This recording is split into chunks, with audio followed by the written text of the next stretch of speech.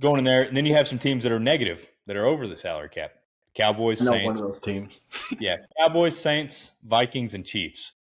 A lot of these teams are going to be able to restructure deals.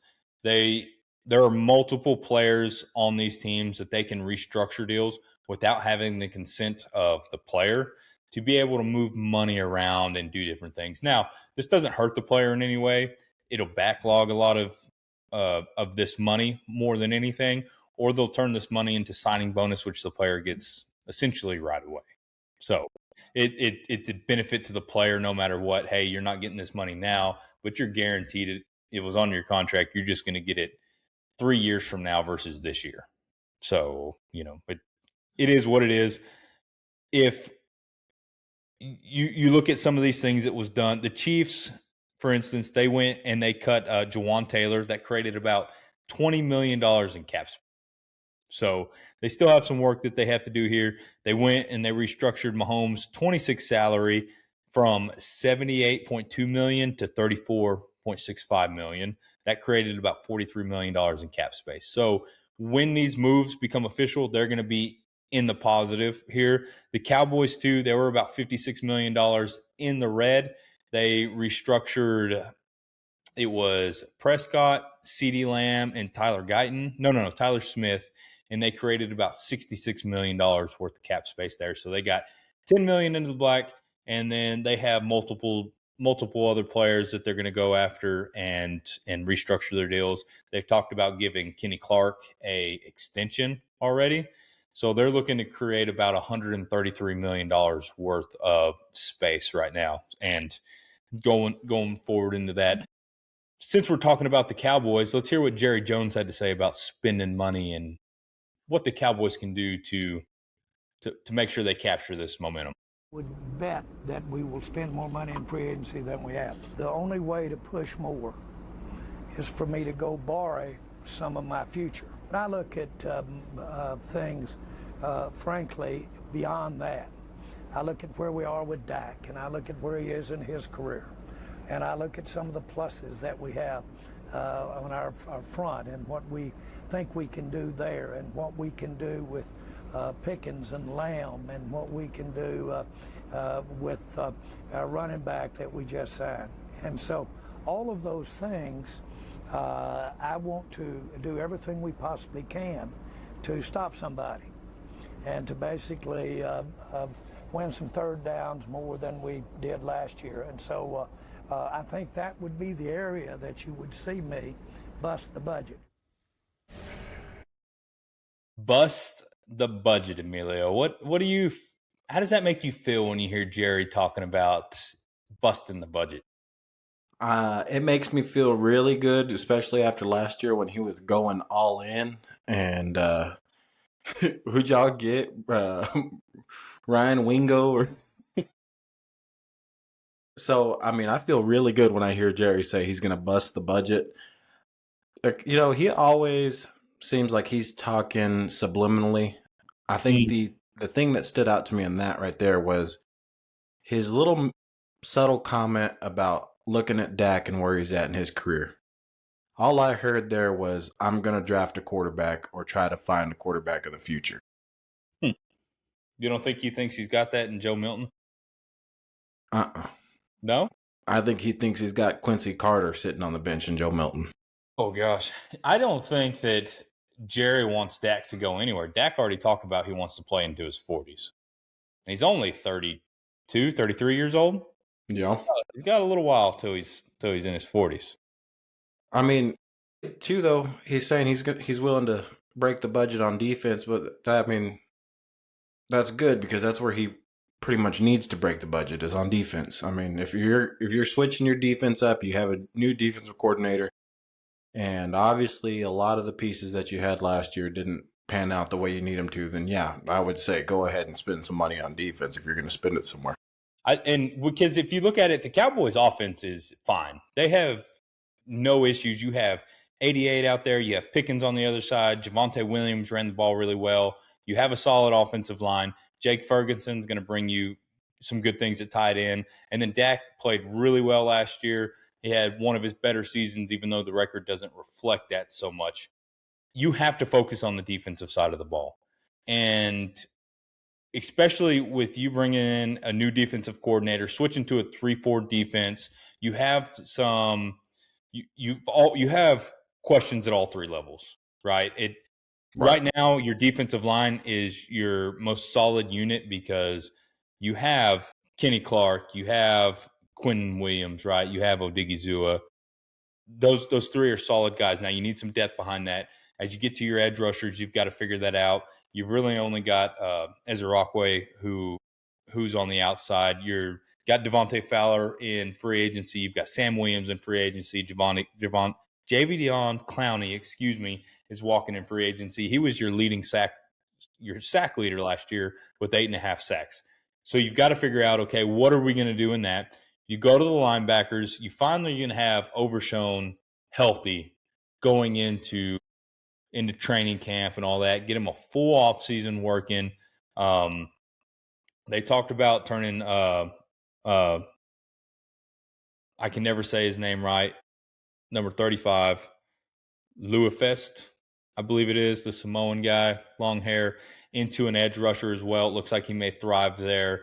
And then you've got to figure out what else you're going to do there. Your corners, you've got Bland, you've got a few other guys. You're more than likely going to draft somebody on that outside perimeter.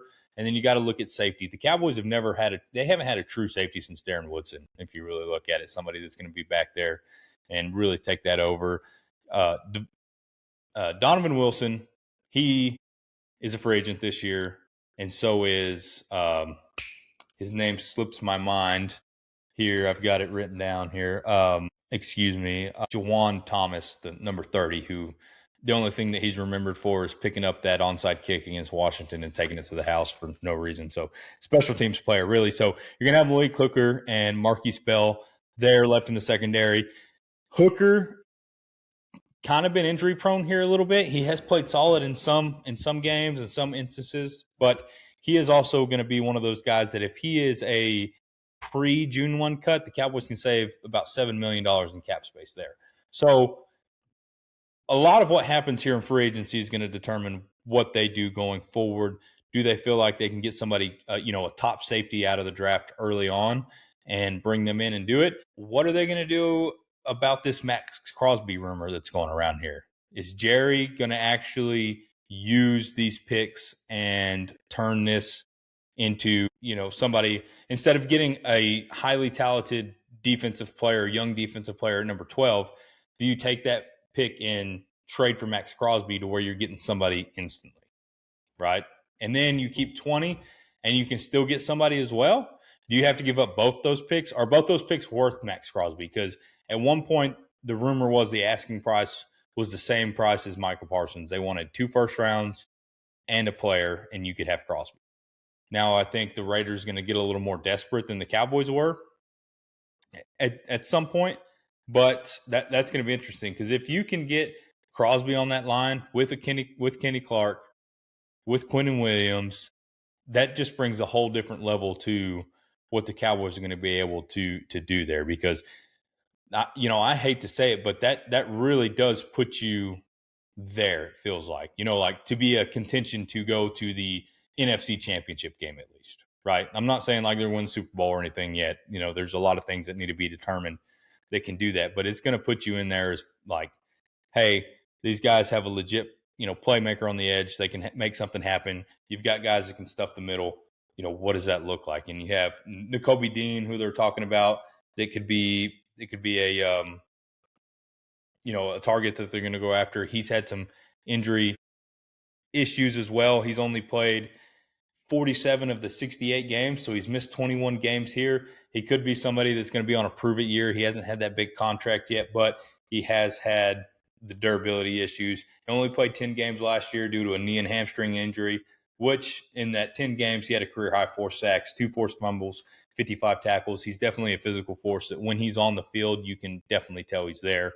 And then there was talk about Devin Lloyd, the all-pro linebacker for the Jaguars, being a target that the Cowboys are going to go after. So getting that middle of the defense figured out is going to be really key to what the Cowboys can do going forward into next year. And if they're able to make these moves, I mean, that is a huge step in the right direction.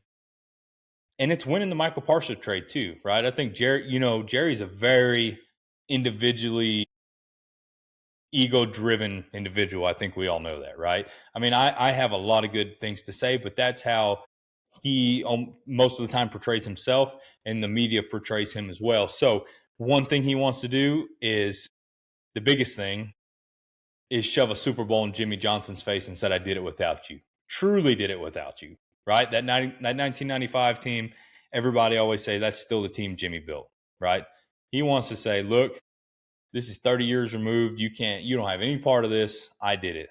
Look, I can do it by myself. Like, he truly wants that. And then he wants to win this Michael Parsons trade. Yeah. I think all of the folks that would consider themselves a Cowboys fan or anything wants to win the Michael Parsons trade. I feel like we've done a really good job up to this point already with what we've been able to do with those, with the compensation that we've gotten.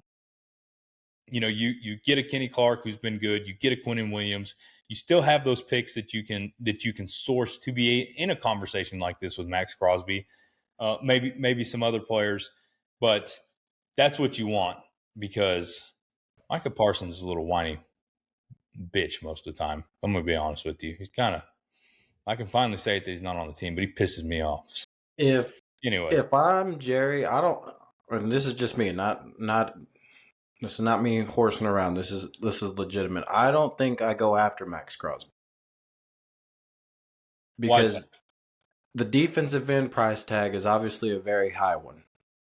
And the Raiders, if they have one of the top cap spaces, they can hold out for quite some time. They're already in a rebuild. I don't think anybody has any sort of expectations on them, especially if they're drafting your franchise quarterback in the first round. So I feel like they can hold out. So that price tag might be too hefty. And if you look at what the Cowboys have done historically, they've actually drafted well at defensive end. They missed a couple times on the interior defensive line, but at defensive end, they missed on Taco Carlton too, and he was a defensive end. I thought, didn't they move him interior though? No, he's too small to be interior. He's the one that came to my mind at first, was Taco Carlton. But you can go out and get it's not going to be maybe an immediate superstar, but you can there's a whole lot of options in this draft for defensive end, especially, I mean, even in that 12 to 20 range, you can find a couple. So maybe you keep those two picks and you go after those linebackers in free agency, because those are a smaller price tag. You can fill out that defense. I think you have a lot of spots in that front seven that you need to fill. And then, getting a solid safety in the second and third round is not unheard of. Hell, even the fourth round, you can find you a stable, safety. It might not be the safety that you're looking for necessarily, but you can find you somebody that can be productive. So if I'm Jerry, I wouldn't go after Max Crosby. I think it's used goods at this point. Obviously, he's still going to be a superstar, and he would definitely improve the roster. But I don't know. I mean, I guess it depends on how win now he is and how much he's willing to leverage into winning now. But he's got to be in a win now. He's 82 years old. I mean, you can't. I mean, none of us can take any day for granted, but especially when you're 82 years old. I mean, and you get into some high stress situations like he does on probably more on a day-to-day basis with everything that he's involved in. Yeah. Like, why couldn't? And look at the suitors that they're throwing out there. There's about 4 teams. 2 of the other teams are AFC teams, and the one other NFC team that's in there is the Eagles. So if that's true and you're shopping around, how much insider information do actual NFL executives get? Probably a lot more than you and I do. Right. Because they're consistently working these phone lines with all these different insiders and whatnot. If the Raiders sit here and say, okay, hey, give me your number 12 and give me Odigizua or Kenny Clark, are you going to say no?